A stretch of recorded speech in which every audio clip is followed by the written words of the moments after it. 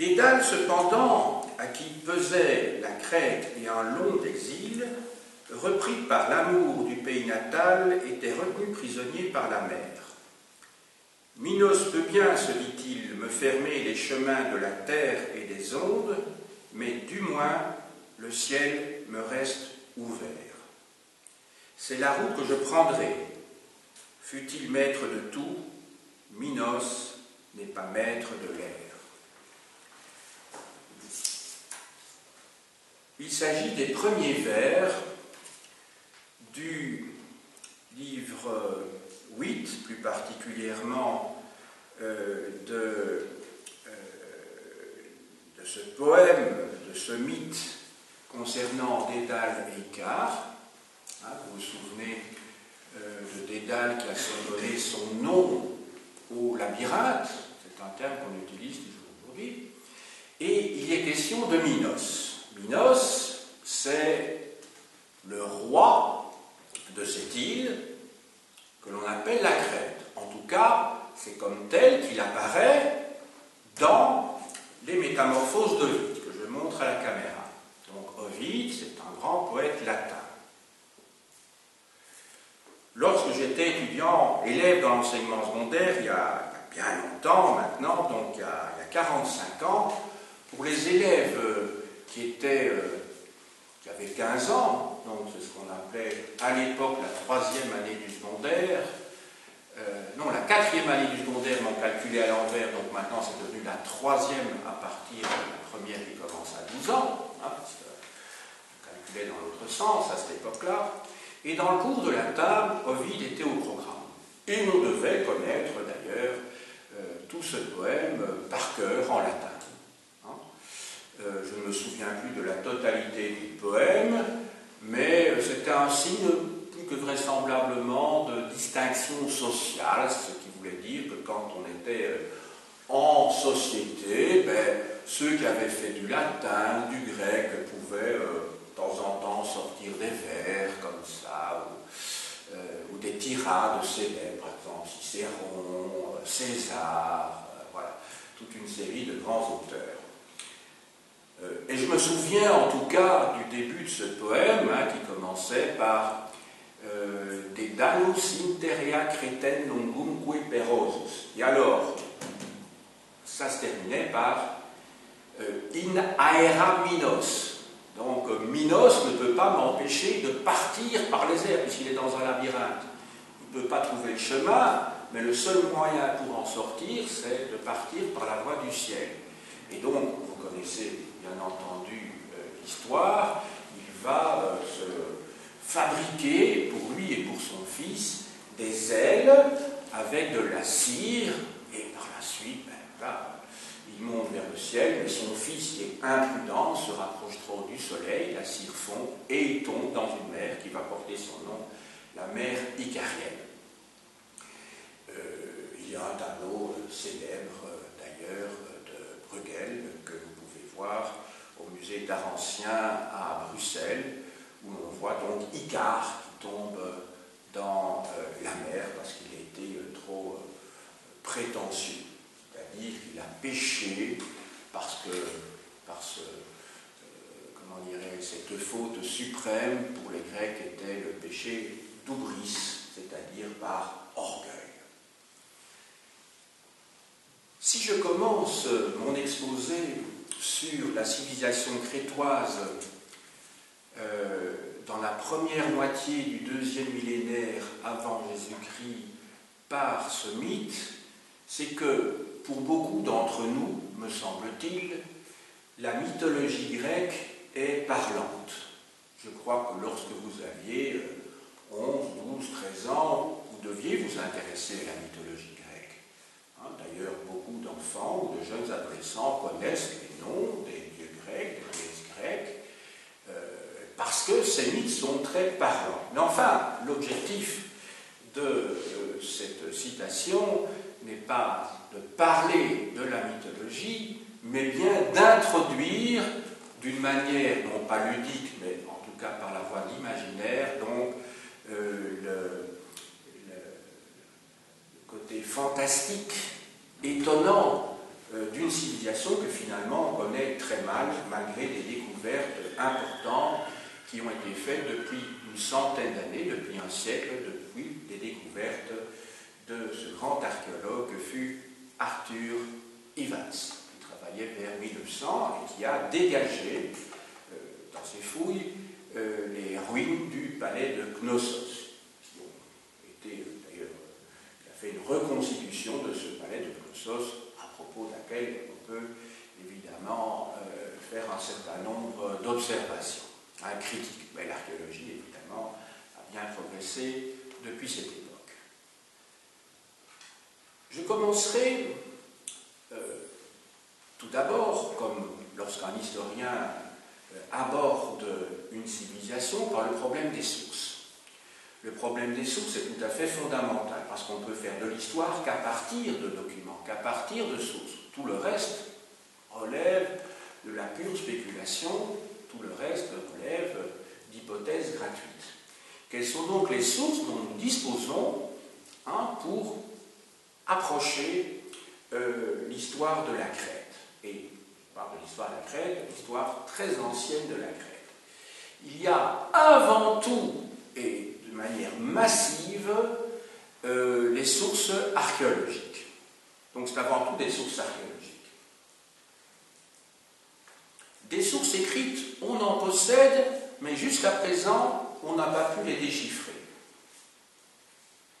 Alors pourquoi n'a-t-on pas pu les déchiffrer? Essentiellement parce qu'on en possède en très faible nombre.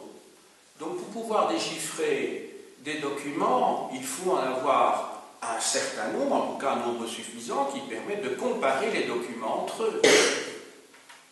Il n'existe pas ce dont a disposé Jean-François Champollion dans les années 1820, l'équivalent de la pierre de Rosette, qui, sur une même stèle, possédait trois écritures différentes, l'écriture grecque, bien connue de tous, et deux écritures égyptiennes, à savoir l'écriture démotique et l'écriture hiéroglyphique. On ne possède pas l'équivalent. Donc, pour l'instant, jusqu'à présent, on ne peut pas déchiffrer cette écriture, ou plutôt ces écritures. Alors, quelles sont ces écritures? Ces écritures, en fait, il y en a deux.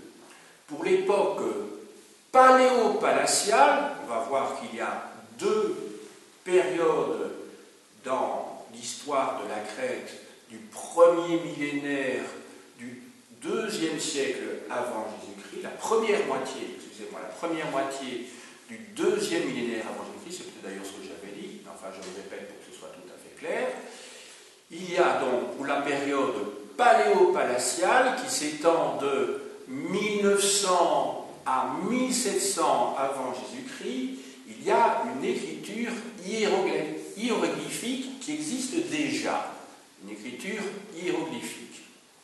Et puis pour l'époque des seconds palais, c'est-à-dire entre 1700 et 1450 avant notre ère, s'ajoute une seconde écriture qui est une écriture syllabique.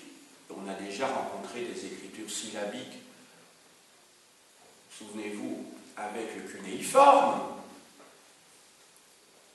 Donc, une écriture syllabique que l'on a appelée le linéaire A, pour le distinguer de l'écriture syllabique des Mycéniens, qui viennent après, écriture que l'on appelle le linéaire B. Donc, je répète, le linéaire A, c'est donc une écriture crétoise qui n'a pas encore été déchiffrée, à l'inverse du linéaire B, qui a été déchiffré depuis le début des années 1950, 53, 54, par deux savants anglo-saxons qui s'appellent Ventris et Chadwick.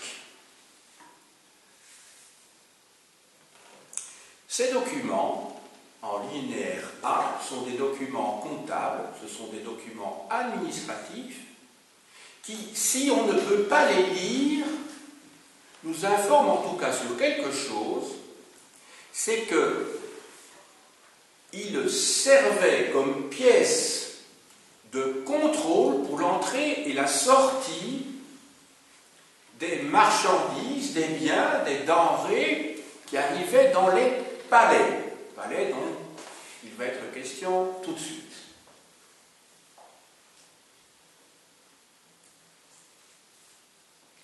Passons donc maintenant à ce que nous savons, grâce surtout, je vous l'ai dit, à l'archéologie, de cette civilisation crétoise, donc de la première moitié du deuxième millénaire avant Jésus-Christ. J'ai mis les dates au tableau, donc c'est indiqué du 19e au 15e siècle avant notre ère.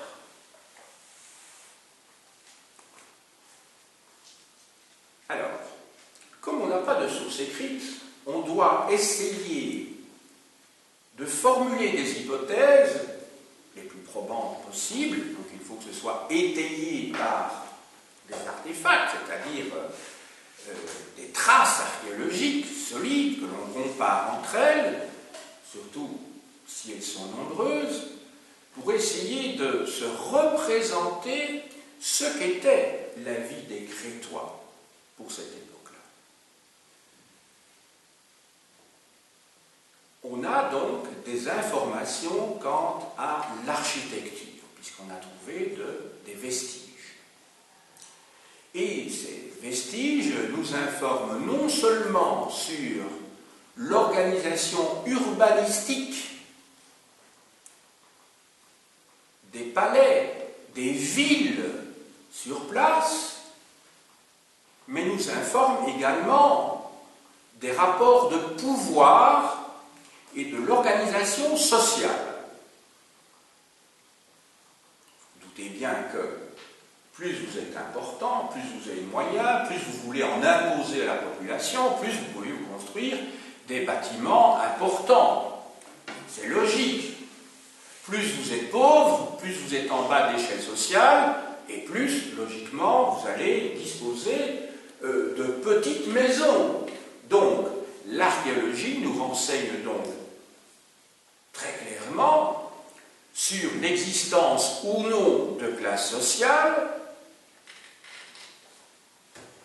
de la ventilation de la population entre ces classes sociales, suivant qu'il y ait beaucoup ou pas beaucoup de maisons importantes, ce qu'on appelle des grandes résidences, des maisons importantes, moyennes, et d'autre part des petites maisons.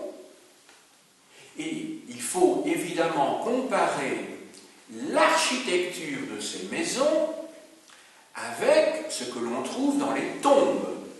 Il est évident que les traces des tombes, du mobilier funéraire, nous informent aussi sur le niveau social de la population crétoise.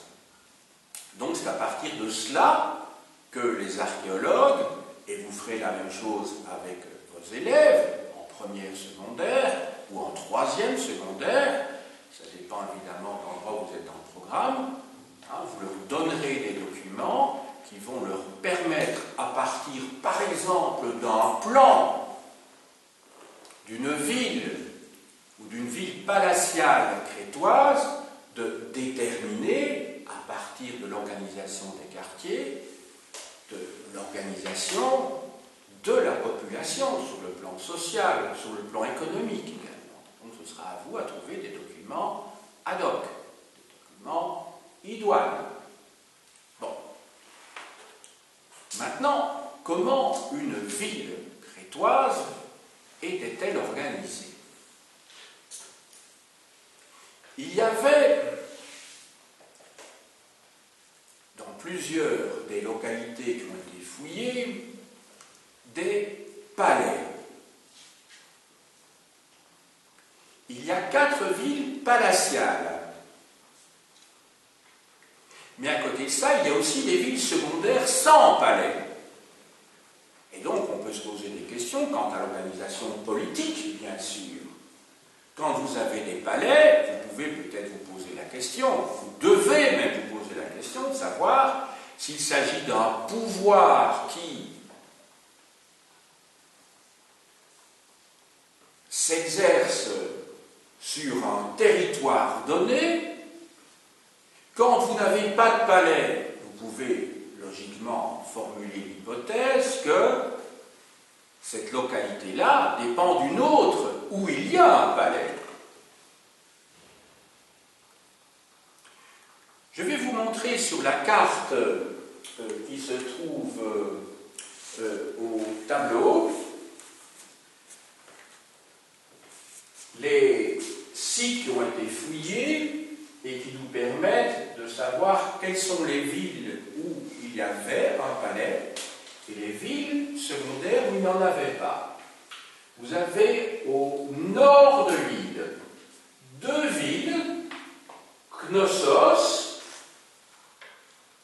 qui est l'endroit où on a trouvé le palais le plus important, toujours au nord de l'île, Malia, à l'est de l'île, Zakros, et au sud de l'île, Phaistos. Vous remarquerez que l'ouest de l'île est dépourvu de palais, non seulement, mais également de villes secondaires, comme tout à fait à l'est ici, Palae Castro. Vous voyez l'étymologie, Palae ancien, Castro, le château, Palae Castro, et d'autre part, Gournia, ici. À l'ouest, vous n'avez rien, sauf peut-être Lacanais, que je n'ai pas cité. Lacanais, que je n'ai pas cité. Parce que ça me paraît moins important. Alors, dans ces villes, il y a, donc, dans le cas des villes palatiales, un palais, d'autres résidences importantes qui devaient abriter une élite. Ensuite, vous aviez des petites maisons. Il y avait des quartiers. Les rues étaient pavées. Et il y avait un système d'adduction d'eau et d'égouttage.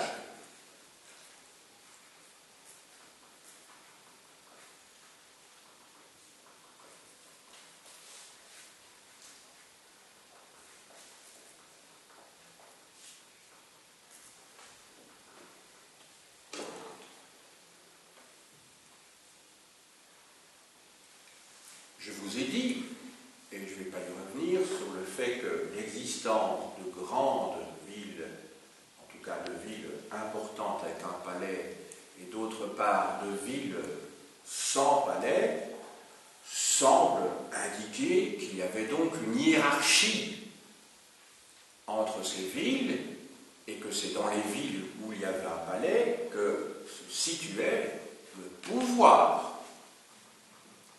On s'est posé la question, d'ailleurs, à partir d'un texte égyptien de l'époque de Thoutmôsis III, c'est-à-dire de la première moitié du XVe siècle avant notre ère, de l'existence, mais ce n'est qu'une hypothèse, d'un pouvoir de Knossos sur l'ensemble de l'île, ou la plus grande partie de l'île, car il est question du roi de Keftiu, qui est identifié comme l'île de Crète. Donc il y aurait pu avoir, mais le problème c'est que ce roi n'apparaît jamais avec un visage, donc vous savez, à cette époque-là, il y avait des contacts nombreux, d'ailleurs, sur le plan commercial, mais enfin, les informations sont souvent partielles, elles peuvent être exagérées, et donc on n'a pas de certitude quant à l'unification politique de l'île. Ce qui est sûr, c'est qu'il y a dû y avoir des cités-États, puisque les palais situés dans les 4 villes que j'ai mentionnées, c'est-à-dire Knossos, Malia, Phaistos et Zakros, prouvent en tout cas qu'il y avait un pouvoir, puisqu'il y avait un palais dans chacune de ces villes. Donc il devait y avoir des cités-États. Ce qui est sûr aussi, c'est qu'il semble qu'il n'y ait pas eu de conflit entre ces villes, qu'il n'y ait pas eu donc de menace intérieure dans l'île, parce que autour de ces villes, il n'y a pas d'enceinte, il n'y a pas de muraille. Si vous avez un ennemi qui risque de vous attaquer, logiquement, vous allez construire des murailles. Pensez un petit peu à la civilisation mycénienne qui va se développer juste après cette époque-ci, en tout cas en Crète. Elle existait déjà auparavant sur le continent. Alors là, vous avez des murailles vraiment extrêmement épaisses. Pensez à Mycène, par exemple, vous avez des murs colossaux. Donc là, nous avons un indice sur l'absence de conflit entre cités, ou en tout cas de l'absence de menace d'un ennemi extérieur, venant même d'au-delà de la mer.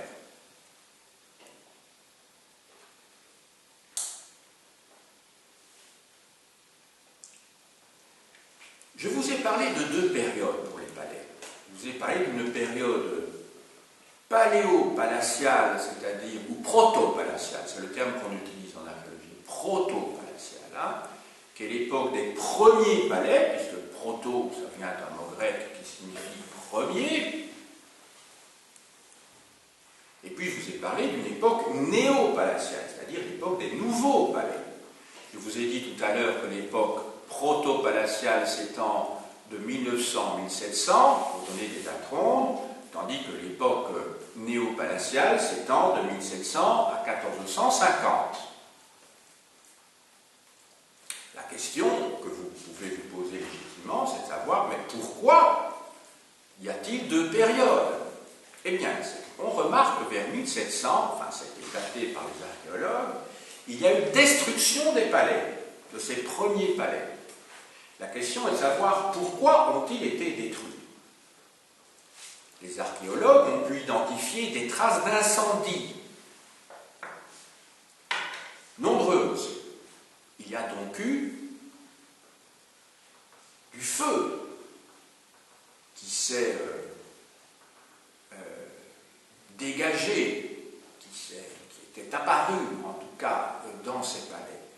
Et l'hypothèse la plus vraisemblable n'est donc pas l'existence d'un phénomène naturel, comme un séisme, un tremblement de terre, parce que vous savez que cette région de la Grèce, de la Turquie est sujette à des tremblements de terre fréquents. N'oubliez pas d'ailleurs que Poséidon, c'est le dieu de la mer, mais il a un trident comme symbole. Le trident, c'est le symbole que quand il l'enfonce au fond de la mer, la terre bouge. Donc c'est le dieu des tremblements de terre aussi, pas seulement de la mer.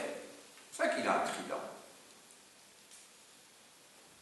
Or, plus que vraisemblablement, il s'agit de conflits internes, politiques, voire sociaux. Donc, il ne s'agit pas d'une invasion venant de l'extérieur, je vous ai dit qu'il n'y a pas de muraille, je vous ai dit que plus que vraisemblablement, il ne s'agit pas non plus d'un conflit entre 2 cités-États, puisqu'il n'y a pas de muraille, donc plus que vraisemblablement, il s'agit de conflits internes, c'est-à-dire qu'une partie de la population a dû se soulever contre le pouvoir central, contre les palais, et plus ou moins à la même époque dans les différentes villes que j'ai montrées tout à l'heure au tableau, et qu'à la suite de ces conflits internes, ces palais étaient brûlés. Ce qui est sûr, c'est qu'il n'y a pas de rupture culturelle entre l'époque proto-palatiale et l'époque néo-palatiale, c'est-à-dire entre avant 1700 et après 1700. n'y a pas de rupture culturelle, parce que les palais qui vont être reconstruits, en fait, appartiennent au même style, et les villes vont être, bien entendu, agrandies, on est bien d'accord, mais on voit bien qu'il ne s'agit pas d'une nouvelle culture qui se met en place à ce moment-là. Qu'est-ce qui peut, entre autres, expliquer les problèmes internes? Eh bien, rappelez-vous, la révolution néolithique, qui est d'abord une révolution agricole, une révolution dans le domaine de l'élevage, eh bien, cette révolution semble être liée quand même à une révolution démographique d'abord, et économique, par voie de conséquence. À partir du moment où il y a plus de monde, il va falloir trouver des moyens de subsistance supplémentaires. Mais on se trouve aussi dans le processus de la poule et de l'œuf. Qui est à l'origine de la poule et qui est à l'origine de l'œuf? On peut retourner le problème indéfiniment, puisque la poule pond des œufs, mais que la poule était un œuf avant de devenir une poule. Bon, ce que je vous dis ici est trivial, mais enfin c'est une question évidemment essentielle pour l'historien, c'est-à-dire quelle est la cause et quelle est la conséquence. L'historien n'arrête pas de se poser ce genre de questions. À partir du moment où la population croît dans une ville, augmente, ça peut être lié d'ailleurs à une croissance économique, une période de prospérité. On a plus de biens, on a plus d'enfants, la natalité augmente, puisqu'il y a plus de ressources qu'avant. Mais ceci peut conduire à, s'il y a engorgement, des révoltes sociales. Ce que je formule ici ne sont bien entendu que des hypothèses. On n'aura jamais la preuve de cela. Mais ce qui est sûr, c'est que dans ce processus de néolithisation qui apparaît au Moyen-Orient il y a 12 000 ans, voire un peu plus, ce qui est sûr, c'est que la naissance des États, la naissance des villes d'abord, est liée à un processus économique et démographique. Donc il faut mettre tout ça en lien. L'État, l'économie, la société, voire la religion, dont je vais parler plus tard. C'est à ce moment-là aussi que les religions naissent. Vous remarquez que cette époque, c'est pour ça que pour moi l'époque néolithique, c'est une époque encore beaucoup, pour moi, qui est beaucoup plus importante que celle de ce qu'on appelle habituellement, entre guillemets, la révolution industrielle, qui a effectivement complètement changé les habitudes de vie de nos ancêtres, qui nous ont transmis un autre mode de vie, une société de consommation, alors qu'avant on était dans une société de subsistance. Il s'agissait de vivre au jour le jour, et d'année en année, en fonction des récoltes. Maintenant, ce n'est plus le cas. Vous allez dans un grand magasin, dans une grande surface, vous avez tout ce que vous voulez. Évidemment, il faut avoir de quoi se nourrir. Vous savez qu'il y a également des surfaces low cost, dont on a parlé récemment à la télévision, d'ailleurs, comme Lidl et autres. Vous pouvez manger des choses qui sont sans doute pas très bonnes, où le personnel est sous-payé et travaille dans des conditions pas possibles. Mais enfin, dans nos pays, à part quelques exceptions qui existent, on ne meurt pas de faim. Il arrive qu'on meure de froid. Mais enfin, c'est tout à fait un phénomène tout à fait marginal. Avant le XVIIIe siècle, la situation n'était pas la même, et même jusqu'au XIXe siècle. Voilà. Et donc pour moi, la révolution néolithique, c'est le grand événement dans l'histoire économique et sociale de l'humanité. Ça, c'est un grand événement. Parce que ce n'est pas seulement l'invention de l'agriculture et de l'élevage, ça va être aussi l'invention des religions monothéistes, d'abord polythéistes puis monothéistes, ça va être l'invention des villes, ça va être l'invention de l'État. Or, nous sommes partout sur la planète, il y a des États partout. Et surtout au lendemain du phénomène de colonisation. dans les pays qui sont passés sous la coupe des pays européens. Donc vous n'avez pas d'État, de région du monde, de territoire où il n'y a pas d'État. Tout État se détermine par des frontières, un territoire bien déterminé, où il y a une police, où il y a une armée, etc. Donc il y a une sorte de moule qui s'est mis en place à partir de l'époque néolithique progressivement. Alors j'en arrive maintenant à la société. Alors la société. La société, moi, c'est le sujet qui m'intéresse toujours le plus quand je fais l'histoire, parce que c'est l'histoire sociale qui me semble-t-il. Ça concerne notre quotidien. C'est une excellente introduction pour vos élèves à ce que c'est que la vie en commun, en collectivité. Alors la société. Je vous ai dit qu'il faut distinguer l'époque proto-palatiale avant 1700 et l'époque néo-palatiale après 1700. Donc cette périodisation n'est pas seulement valable pour l'architecture, pour l'urbanisme, elle est aussi valable donc pour l'histoire sociale. À l'époque proto-palatiale, on est devant un système où il y a le palais avec une élite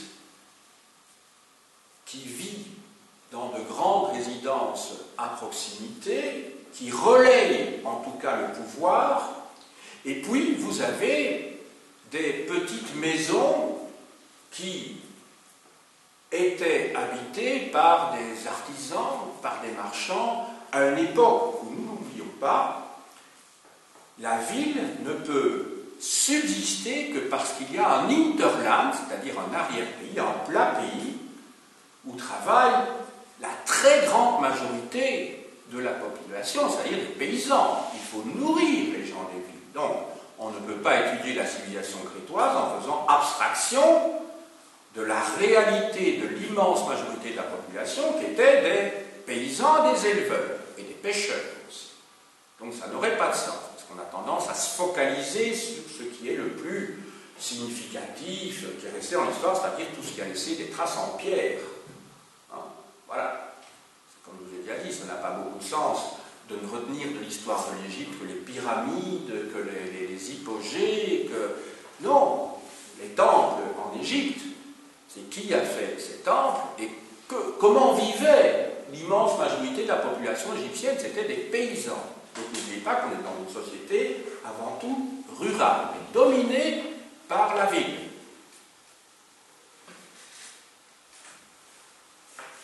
Deuxième période, la période néo-palatiale, toujours du point de vue de l'histoire sociale, c'est une période où là, on voit qu'il y a une division du travail, une hiérarchisation de la société qui s'approfondit.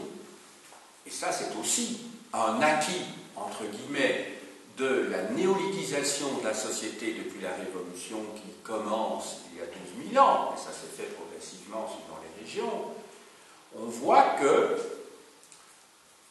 d'une part, vous avez le palais, vous avez les grandes résidences dont j'ai déjà fait écho il y a quelques minutes, vous avez les petits, mais alors entre les deux, il y a ce qu'on pourrait appeler, ce qu'on appellerait aujourd'hui une classe moyenne, c'est-à-dire une classe où vous avez une moyenne bourgeoisie.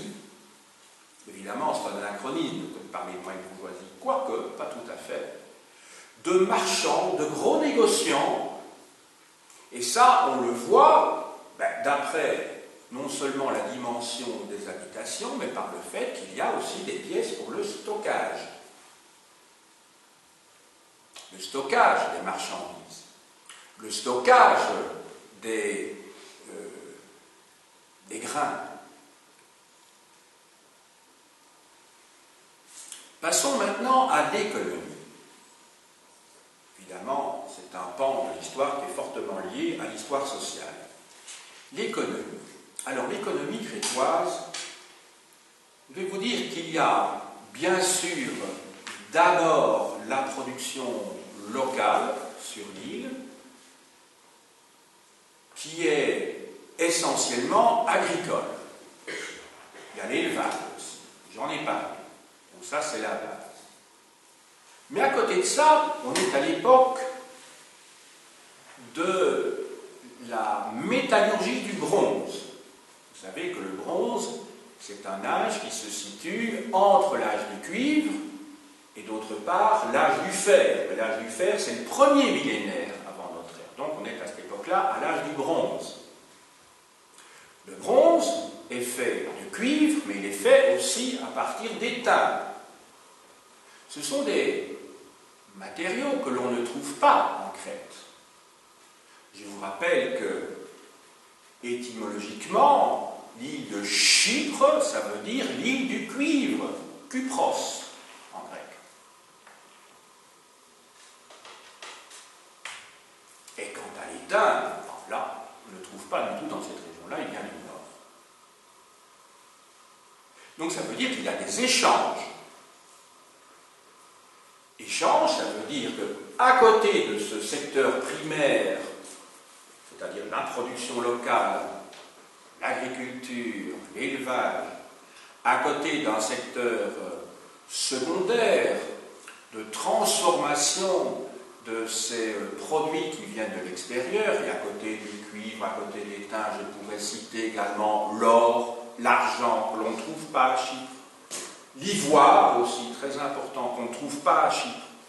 Et on en a des traces. Donc ça veut dire qu'il fallait que se développa un secteur tertiaire, c'est le secteur du commerce, le secteur des marchands.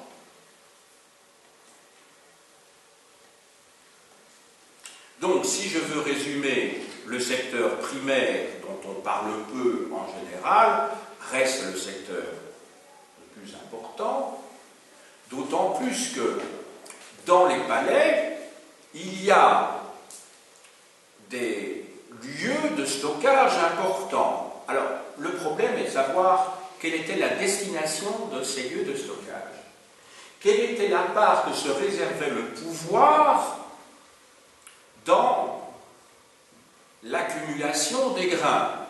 Donc, pour se nourrir, pour les grands, y a-t-il eu un système de redistribution? On n'en sait rien. On le trouve dans certains livres, un système de redistribution, un petit peu comme chez les Incas. Mais faut-il aller jusqu'à l'idée d'un communisme d'État? Je crois que ce serait pousser quand même le bouchon au fond de l'encrier. Hein? Ce qui est sûr, c'est que l'économie palatiale domine l'économie. Je vous ai expliqué tout à l'heure que l'écriture en linéaire A, les documents administratifs et économiques prouvent bien, d'après certaines marques que l'on trouve sur ces tablettes en argile, que le palais contrôlait les entrées et les sorties. Il y avait donc des fonctionnaires qui étaient chargés de l'entrée et des sorties au sein du palais. Donc, on voit que l'État, c'est quand même un État de nature, ou qui annonce en tout cas un système de type bureaucratique.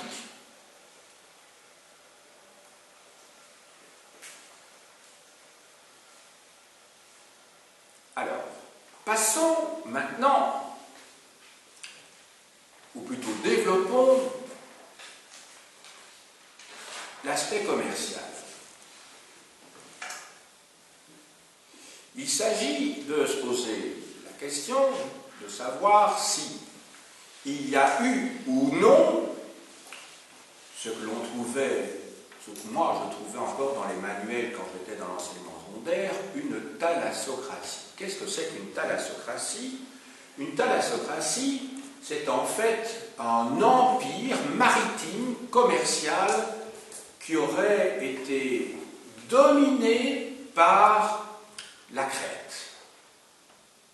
À l'époque, donc, minoenne. Donc, le mot minoen vient du nom de Minos, ce roi légendaire.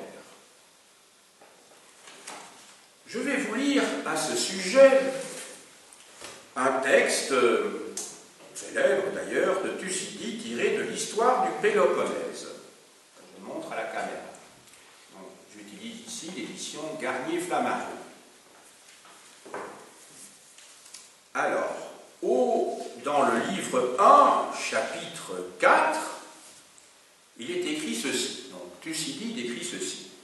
C'est Minos qui, selon la tradition, fut le premier à posséder une flotte. Il établit sa puissance sur la plus grande partie de ce que nous appelons maintenant la mer grecque, c'est-à-dire la mer Égée. Il soumit les Cyclades, donc cet archipel qui, à côté des Sporades, sont les deux grands archipels donc, de la mer Égée. Il soumit les Cyclades et le premier établit des colonies dans la plupart de ces îles. Alors ça, c'est ce que Thucydide écrit, mais il dit bien selon la tradition. D'où il avait chassé les Cariens. Il avait établi comme gouverneur ses propres enfants. De plus, comme il est naturel, il fit disparaître autant qu'il put la piraterie en vue de s'assurer plus facilement le recouvrement des impôts. Donc vous voyez, il y a plusieurs notions qui sont intéressantes. Il y a l'idée d'une puissance sur la plus grande partie de la mer Égée. Il est question de l'établissement de colonies et il est question également de la levée d'impôts. Donc ça veut dire qu'il s'agit vraiment d'un pouvoir qui est économique, mais qui est aussi politique et militaire, parce que pour lever l'impôt, il faut plutôt la contrainte, me semble-t-il. Les gens ne vont pas spontanément donner une partie de leurs revenus en dehors de l'île de la Crète, sur les îles de la mer Égée, sur les Cyclades. Ça paraît peu probable. Alors, c'est un témoignage qui résulte d'une tradition. Il ne faut pas oublier que Thucydide écrit un millénaire après, je dirais, la grande époque de la civilisation crétoise. Je vous ai dit que la civilisation crétoise, les seconds palais, parce que je vous ai parlé de la fin des premiers palais, mais pour les seconds palais, là, il y a donc eu disparition également, mais vers 1450. Ici, Thucydide, il écrit dans la deuxième moitié du 5e siècle avant Jésus-Christ, donc 1000 ans plus tard. Thucydide écrit justement entre 450 et 400 avant notre ère. Donc 1000 ans après. Donc vous imaginez bien qu'entre-temps, les légendes ont pu gonfler, se créer, un peu comme il y a des lycées. Quelle est la part de vrai, quelle est la part de faux? En tout cas, on n'a aucune preuve de ce qui est écrit ici. Ça va? Donc ça, il faut quand même l'avoir en tête.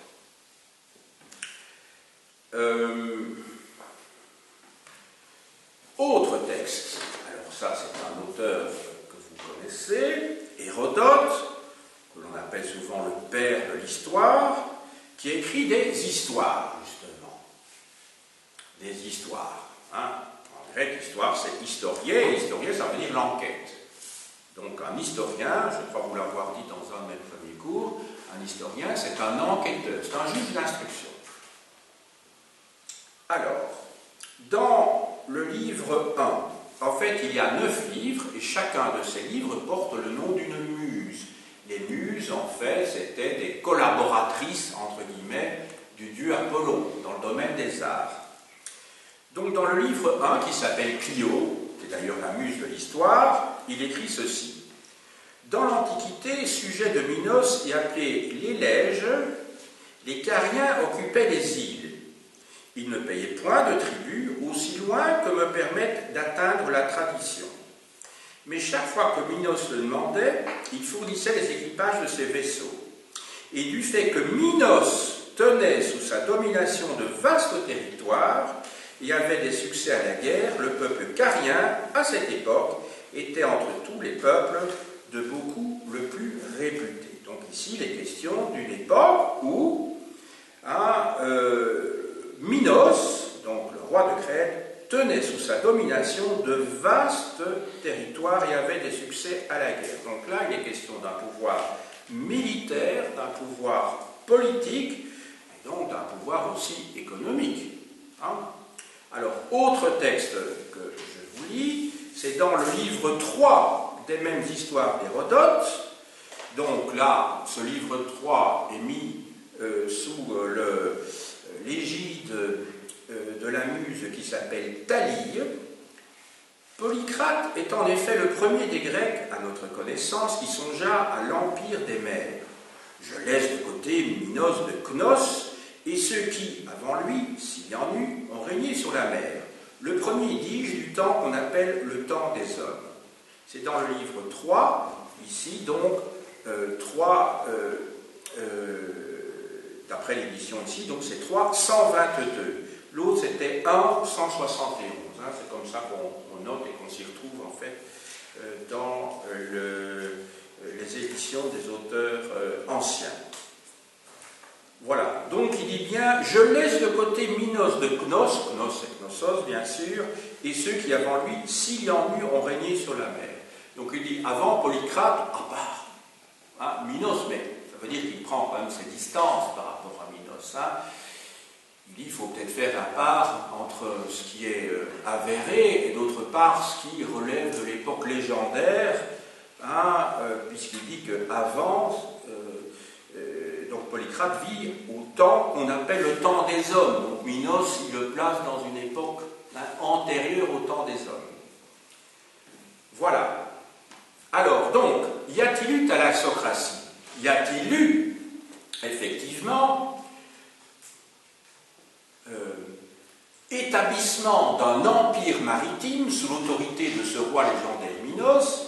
Alors, puisqu'on n'a pas de document écrit, en tout cas contemporain de cette époque-là, puisque ici il s'agit de textes postérieurs de 1000 ans. Hein? C'est comme si maintenant on était en train d'écrire à propos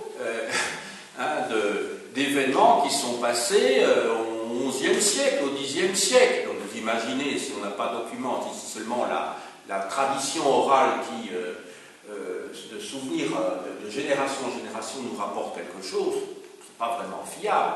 Quoique parfois dans les légendes, il y a souvent quelque chose de vrai. Il n'y a pas de fumée sans feu. Donc il faut parfois se poser des questions. Mais ce n'est pas obligatoirement tout à fait faux. Mais il faut au moins que ce soit corroboré par des sources. Or, les sources que nous avons pour la Crète, je vous l'ai dit, ce sont des sources archéologiques. Ce sont des sources archéologiques.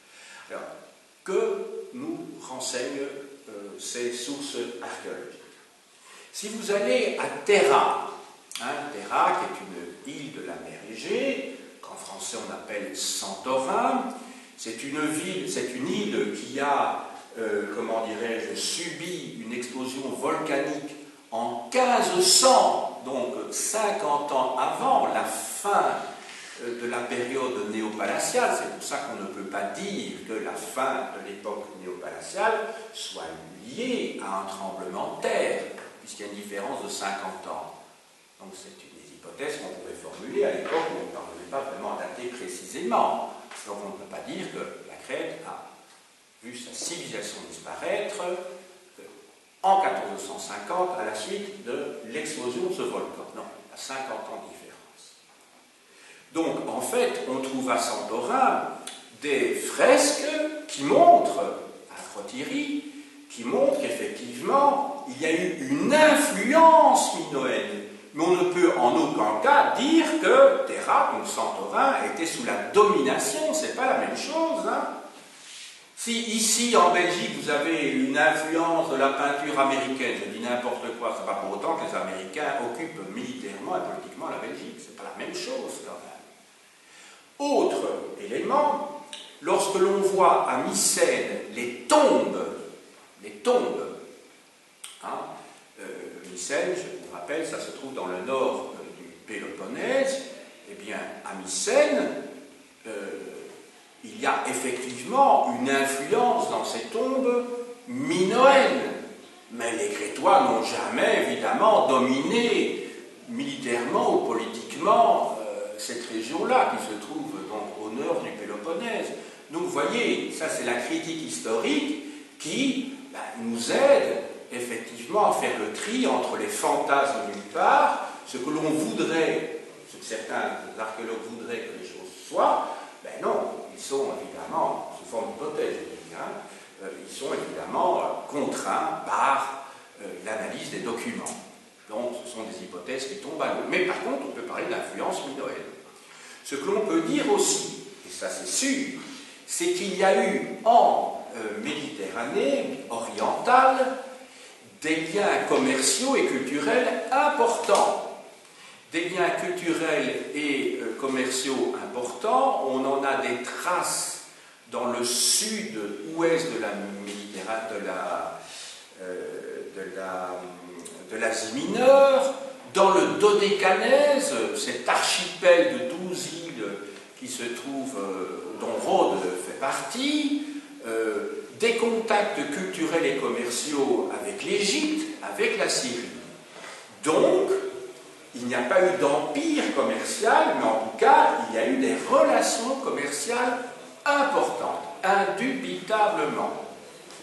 Maintenant, je vais passer au dernier point que je souhaitais soulever, à savoir la religion.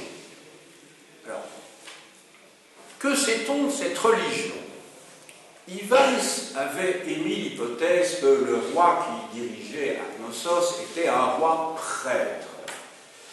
Cette hypothèse a fait long feu et elle n'est plus retenue aujourd'hui. Il considérait que la salle du trône pouvait être associée à un sanctuaire, d'ailleurs. Ce sont des hypothèses qu'on n'a pas pu étayer à partir d'autres arguments, d'autres preuves.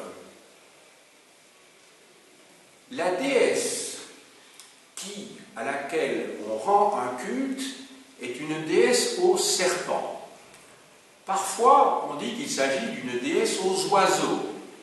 On a des représentations de cette déesse.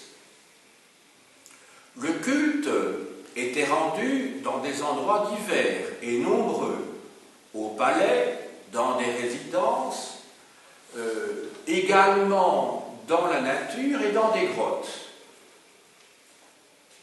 Les rites avaient diverses formes, sous forme donc de sacrifice, sous forme de libation,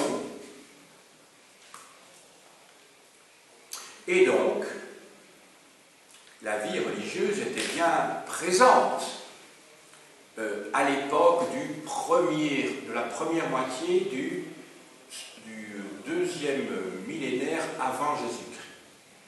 J'en arrive à la conclusion. Vous avez bien compris que lorsqu'on étudie une civilisation comme celle-là, une civilisation très lointaine, on doit absolument, et plus ces civilisations sont lointaines, soumettre nos rares informations à une critique très serrée pour éviter de tomber dans le roman, qui peut être utilisé au cinéma, dans les bandes dessinées, dans des romans de fiction, mais ce n'est pas l'objectif de l'histoire que de construire des romans. Je vais vous montrer maintenant quelques ouvrages qui vous permettront d'approfondir mon propos. Tout d'abord, les civilisations égéennes du néolithique et de l'âge du bronze. Il y a une série d'auteurs, René Treuil, Pascal Darc, Jean-Claude Poursat et Gilles Touchet. C'est un ouvrage qui est apparu dans la collection Nouvelle Clio. C'est un gros ouvrage, il fait plusieurs centaines de pages, 600. Alors, un numéro que vous devez absolument voir à la bibliothèque de l'école, surtout si vous préparez une leçon là-dessus, publié en juillet-août 2017, donc c'est très très récent, donc il y a 3 mois, publié par la revue Dossier d'archéologie qui s'intitule La Crète, 5000 ans d'histoire. Vous avez évidemment en couverture les vestiges du palais de Knossos. Alors là, c'est une mise au point faite par des savants, des archéologues sur ce que l'on sait à l'heure actuelle. Vous avez vu que c'est 5000 ans d'histoire, donc ça part du 3e millénaire avant notre ère, parce que la civilisation dont je vous ai parlé, il y a des antécédents. C'est pas tout à coup, on ne s'est pas mis à construire des palais, etc. Il y avait eu un millénaire de civilisation déjà très poussée avant. Alors, de Paul Fort, un classique chez Hachette qui est ancien maintenant, La vie quotidienne en Crète au temps de Minos, vers 1500 avant Jésus-Christ.